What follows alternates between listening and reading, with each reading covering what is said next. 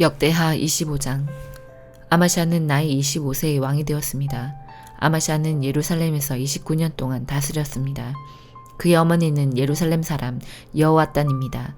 아마샤는 여호와께서 보시기에 옳은 일을 했지만 참 마음으로 여호와를 섬기지는 않았습니다. 아마샤는 왕의 권위를 굳게 세운 뒤에 왕이었던 자기 아버지를 살해한 신하들을 죽였습니다. 그러나 그들의 자녀는 죽이지 않았습니다. 그것은 모세 율법책에 그렇게 하라고 적혀있기 때문입니다. 여호와께서는 그 책에서 이렇게 명령하셨습니다. 자녀가 잘못했다고 해서 아버지를 죽이면 안 된다. 또한 아버지가 잘못했다고 해서 자녀를 죽여도 안 된다. 각 사람은 자기가 지은 죄에 따라 죽어야 한다. 아마샤는 유다 백성을 불러 모은 다음에 유다와 베냐민 백성을 집안에 따라 나누었습니다. 그리고 천부장과 백부장을 세웠습니다. 아마샤가 20세 이상 된 남자들의 수를 세어보니 싸울 수 있는 군인은 모두 30만 명이었습니다. 그들은 창과 방패를 잘 다루는 사람들이었습니다. 아마샤는 또 100달란트를 주고 이스라엘에서 군인 10만 명을 고용했습니다.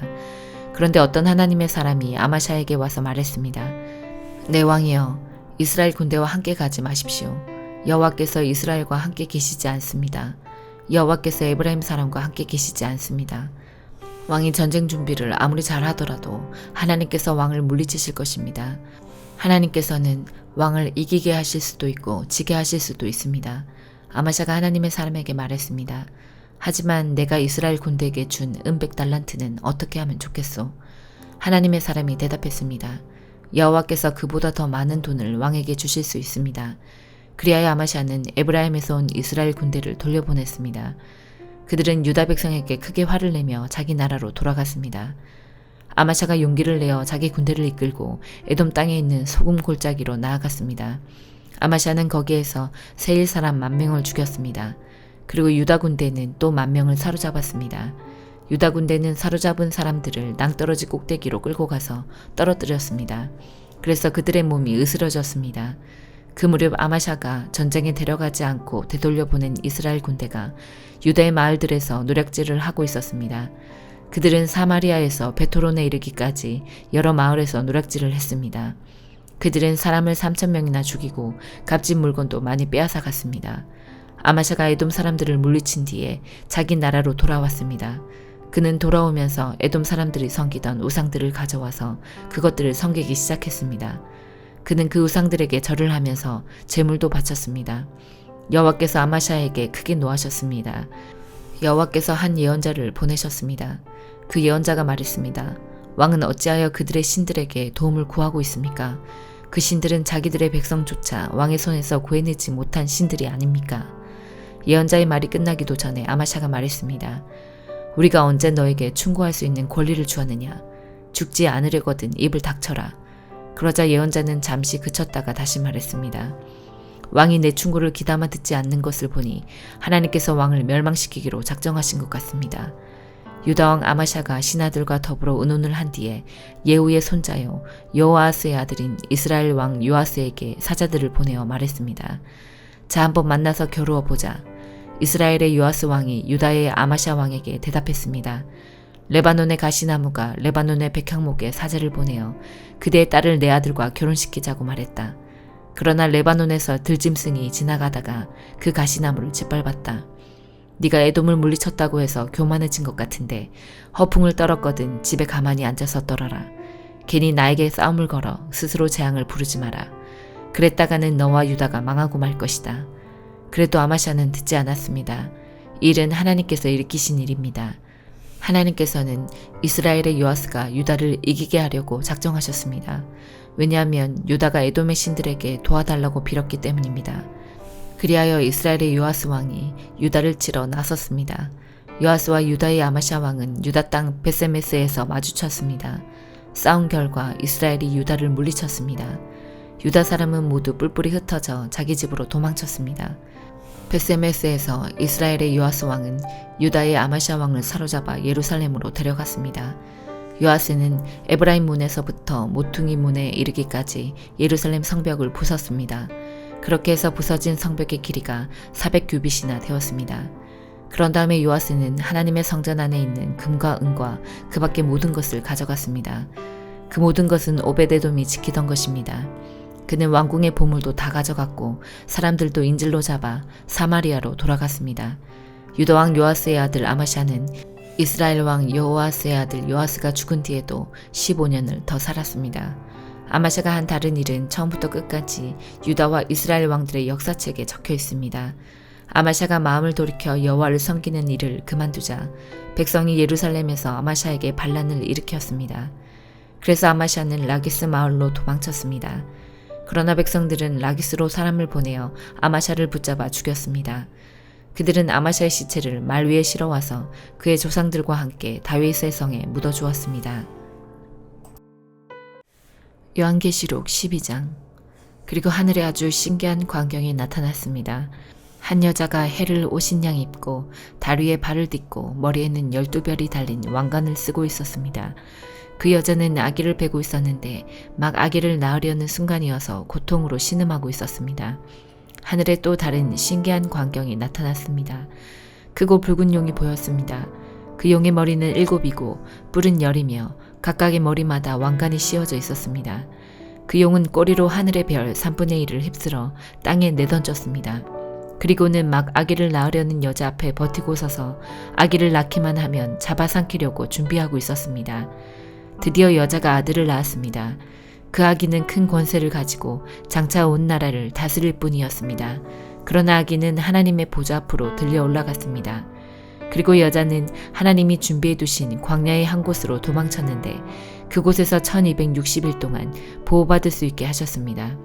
그때 하늘에서 전쟁이 일어났습니다. 미가엘과 그의 천사들이 용과 그의 부하들을 대항해 싸움이 일어난 것입니다. 그러나 용과 그의 부하들은 싸움에 패하여 하늘에서 쫓겨나고 말았습니다. 큰 용은 마귀 혹은 사탄이라고 불리는 바로 그 오래된 뱀이었습니다. 그 용은 온 세상을 잘못된 길로 인도하는 자였습니다. 용과 그의 부하들은 땅으로 내동댕이 쳐졌습니다. 그때 나는 하늘에서 큰 음성을 들었습니다. 우리 하나님의 구원과 능력과 나라와 그리스도의 권세가 이제야 나타났다. 하나님 앞에서 밤낮으로 우리 형제들을 고소하던 자가 이제야 쫓겨났구나. 어린 양의 피와 그들이 증언하던 진리의 말씀으로 우리 형제들이 그를 이겼다. 그들은 죽음을 두려워하지 않고 목숨을 다해 싸웠다. 그러므로 하늘과 하늘에 있는 모든 자들아 기뻐하여라. 그러나 땅과 바다에 있는 자들에게는 화가 미쳤구나. 머리끝까지 화가 난 마귀가 그곳으로 내려갔으니 자기에게 시간이 얼마 남지 않았음을 알고 날뛸 것이다. 용은 자기가 땅에 내던져진 것을 알고 남자아이를 낳은 그 여자를 찾아 나섰습니다. 그러나 여자는 큰 독수리의 두 날개를 받아 이미 광야에 마련된 곳으로 날아갔습니다. 그곳에서 여자는 3년 반 동안 뱀의 공격을 피하여 안전하게 지낼 수 있었습니다. 그러자 뱀은 여자를 휩쓸어 버리려고 입에서 물을 홍수같이 뿜어내었습니다. 그때 땅이 입을 벌려 용의 입에서 나오는 물을 다 삼켜 여자를 도와주었습니다. 화가 머리끝까지 치민 용은 하나님의 명령을 지키고 예수님이 가르쳐주신 진리를 굳게 간직하고 있는 여자의 남은 자손들을 공격하려고 나섰습니다. 용은 바닷가 모래 위에 섰습니다. 스가랴 8장.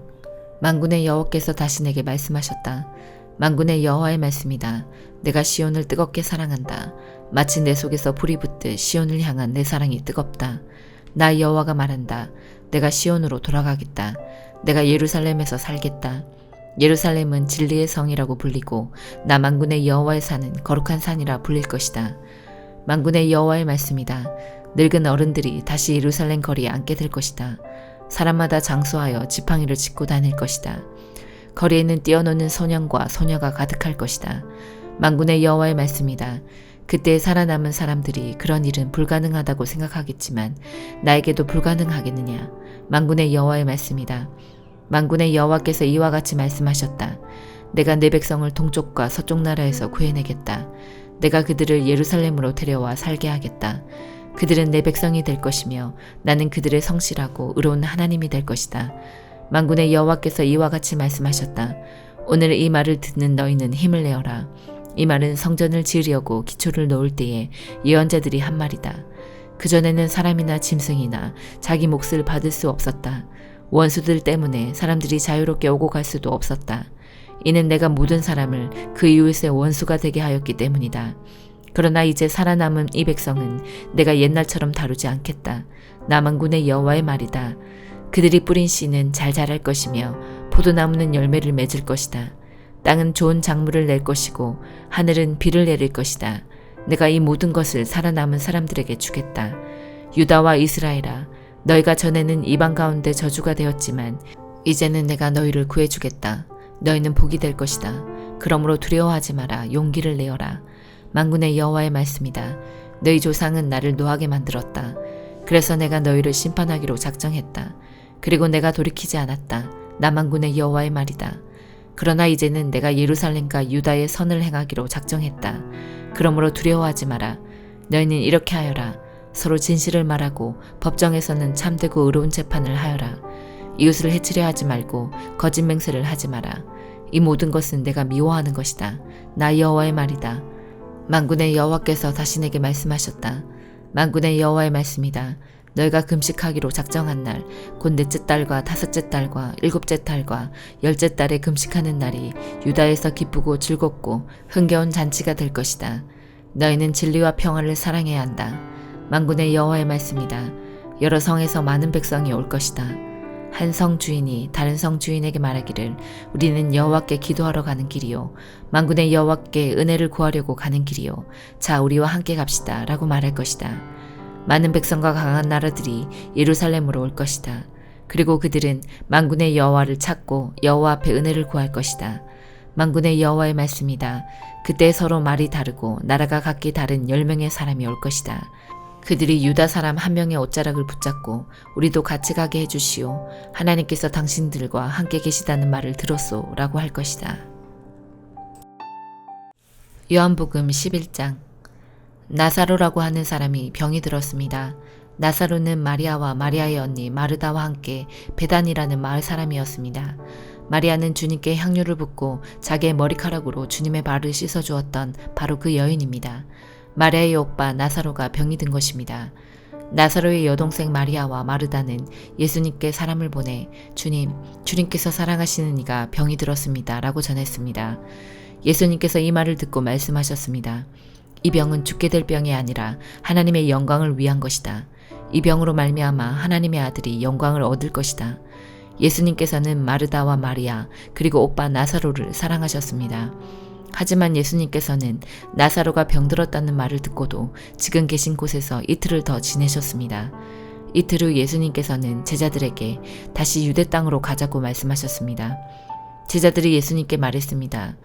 하지만 선생님, 방금 전에 유대인들이 주님을 돌로 쳐 죽이려고 하였는데 다시 그곳으로 가려고 하십니까? 예수님께서 대답하셨습니다. 하루 중 낮이 12시간이나 되지 않느냐. 사람이 낮에 걸어다니면 그는 이 세상의 빛을 보기 때문에 넘어지지 않는다. 그러나 밤에 걸어다니면 그 사람 속에 빛이 없으므로 넘어진다. 예수님께서 이 말씀을 하신 후에 이렇게 덧붙이셨습니다. 우리 친구 나사로가 깊이 잠들었으니 그를 깨우러 가야겠다. 그러자 제자들이 말했습니다. 주님, 나사로가 잠들었다면 낫게 될 것입니다. 예수님께서는 나사로가 죽은 것에 대해 말씀하셨지만 예수님의 제자들은 나사로가 정말로 잠을 자고 있는 것으로 생각했습니다. 그때 예수님께서 분명히 말씀하셨습니다. 나사로가 죽었다. 하지만 너희를 위해서는 내가 거기에 있지 않았던 것이 기쁘다. 이것은 너희들이 믿을 수 있도록 하기 위함이다. 그러나 이제 나사로에게 가자. 그때 디두모라는 별명을 가진 도마가 다른 제자들에게 우리도 주님과 함께 죽으러 가자고 말했습니다. 예수님께서 나사로의 집에 도착했습니다. 그때 나사로는 이미 죽어 무덤 속에 있은 지 4일이나 되었습니다. 베다니는 예루살렘에서 약 3km 조금 못 되는 곳에 있었습니다. 많은 유대인이 오빠를 잃은 마르다와 마리아를 위로하러 두 자매에게 왔습니다. 마르다는 예수님께서 오신다는 소식을 듣고 예수님을 마중 나갔고 마리아는 집에 남아 있었습니다. 마르다가 예수님께 말했습니다. 주님께서 여기 계셨더라면 제 오빠가 죽지 않았을 것입니다. 그러나 지금이라도 주님께서 하나님께 구하시는 것은 무엇이든지 하나님께서 주시리라는 것을 알고 있습니다. 예수님께서 말씀하셨습니다. 네 오빠가 다시 살아날 것이다. 마르다가 대답했습니다. 마지막 날에 있을 부활 때 제 오빠가 다시 살아난다는 것을 제가 압니다. 예수님께서 마르다에게 말씀하셨습니다. 나는 부활이요 생명이다. 나를 믿는 사람은 설령 죽었다 해도 살 것이며 살아서 나를 믿는 사람은 그 누가 되었든지 결코 죽지 않을 것이다. 네가 이것을 믿느냐? 마르다가 대답했습니다. 네 주님, 저는 주님께서 그리스도이시며 세상에 오시기로 한 하나님의 아들이심을 믿습니다. 마르다는 이 말을 하고는 집으로 돌아갔습니다. 마르다가 마리아를 따로 불러내 말했습니다. 선생님이 여기 오셔서 너를 찾으셔. 마리아는 이 말을 듣자마자 바로 일어나 예수님께로 갔습니다. 예수님께서는 마을로 들어오지 않으시고 그때까지 줄곧 마르다를 만났던 곳에 계셨습니다. 마리아와 함께 집에 있으면서 마리아를 위로하던 유대인들은 마리아가 일어나 황급히 나가는 것을 보았습니다. 그들은 마리아의 뒤를 따라 나오면서 마리아가 통곡하러 무덤에 가는 것이라고 생각했습니다. 마리아는 예수님께서 계신 곳으로 갔습니다. 마리아는 예수님을 보자 그의 발 아래 엎드려 이렇게 말했습니다. 주님, 주님께서 여기 계셨더라면 저희 오빠가 죽지 않았을 것입니다. 예수님께서 마리아와 마리아의 뒤를 따라온 유대인들이 우는 것을 보셨습니다. 예수님의 마음은 격한 감정이 들면서 몹시 아프셨습니다. 예수님께서 말씀하셨습니다. 나사로를 어디에 두었느냐? 그들이 대답했습니다. 와서 보십시오, 주님. 그러자 예수님께서 눈물을 흘리셨습니다. 그것을 보고 유대인들이 말했습니다. 예수님께서 나사로를 얼마나 사랑하였는가 보아라. 그러나 그들 중에는 앞 못 보는 사람의 눈도 뜨게 한 사람이 나사로가 죽지 않게 할 수는 없었나 라고 말하는 사람도 있었습니다. 예수님께서는 몹시 아픈 마음으로 무덤에 가셨습니다. 그 무덤은 입구를 커다란 돌로 막은 굴이었습니다. 예수님께서 돌을 옮겨 놓으라고 말씀하셨습니다. 죽은 나사로의 여동생 마르다가 예수님께 말씀드렸습니다. 주님, 오빠가 죽어 무덤에 있은 지 이미 4일이나 되어 냄새가 심하게 납니다. 예수님께서 마르다에게 말씀하셨습니다. 네가 믿으면 하나님의 영광을 볼 것이라고 내가 너에게 말하지 않았느냐. 그래서 사람들이 입구에서 돌을 옮겨 놓았습니다. 그때 예수님께서는 고개를 들어 하늘을 보시며 말씀하셨습니다. 아버지, 지금까지 제 말을 들어주셔서 감사합니다. 아버지께서는 언제나 제 말을 들으시는 줄을 제가 압니다. 그러나 저는 주위에 있는 이 사람들을 위하여 그들이 아버지께서 저를 보내셨음을 믿게 하기 위하여 이 말을 한 것입니다. 예수님께서는 이 말씀을 하신 후 큰 소리로 말씀하셨습니다. 나사로야, 나오너라. 죽은 사람이 밖으로 나왔습니다. 그의 손과 발은 천으로 감겨져 있었으며 얼굴도 천으로 둘러싸여 있었습니다. 예수님께서는 사람들에게 천을 풀어주어 다니게 하여라 하고 말씀하셨습니다. 마리아에게 조문하러 왔던 유대인들은 예수님께서 하신 일을 보고는 그분을 믿었습니다. 그러나 그들 중 어떤 유대인들은 바리새인들에게 가서 예수님께서 하신 일을 일러 바쳤습니다. 그러자 대제사장들과 바리새인들은 사내들인을 열어 의견을 물었습니다. 어떻게 하면 좋겠습니까? 이 사람은 많은 표적을 행하고 있습니다. 만일 우리가 이 사람이 하는 대로 계속 내버려 둔다면 모든 사람이 그를 믿을 것입니다. 그러면 로마 사람들이 와서 우리 땅과 민족을 모두 빼앗아 버릴 것입니다. 그들 중에 가야바라는 한 사람이 있었습니다. 가야바는 그 해의 대제사장이었습니다. 가야바가 이렇게 말했습니다. 여러분들은 아무것도 모르시는군요. 민족 전체가 멸망당하는 것보다는 한 사람이 백성을 위하여 죽는 것이 더 낫다는 사실을 깨닫지 못하십니까? 이 말은 가야바가 스스로 한 말이 아니었습니다. 그는 그 해의 대제사장이었으므로 예수님께서 유대민족을 위해 죽게 될 것을 예언한 것이었습니다. 가야바는 예수님께서 유대민족만이 아니라 사방에 흩어져 있는 하나님의 자녀들을 하나로 만들기 위해 죽으실 것을 예언한 것입니다. 그날 이후 유대의 지도자들은 예수님을 죽일 계획을 세우기 시작했습니다. 예수님께서는 더 이상 유대인들이 있는 곳에 공공연히 다니지 않으셨습니다. 예수님께서는 그곳을 떠나 광야 근처에 있는 에브라임이라는 마을로 가서 제자들과 함께 거기서 지내셨습니다. 유대인의 명절인 6월절이 가까이 다가왔습니다. 6월절이 되기도 전에 많은 사람들이 자신을 깨끗하게 하기 위해 시골에서 예루살렘으로 올라왔습니다. 사람들은 부지런히 예수님을 찾았습니다. 그들은 성전뜰에 서서 서로 물었습니다. 당신들 생각은 어떻소? 그분이 명절에 안 오시지는 않겠지요? 그러나 대제사장들과 바리새인들은 누구든지 예수님께서 계신 곳을 알기만 하면 반드시 자기들에게 알려야 한다고 명령을 내렸습니다. 그것은 예수님을 체포하기 위해서였습니다. 아멘.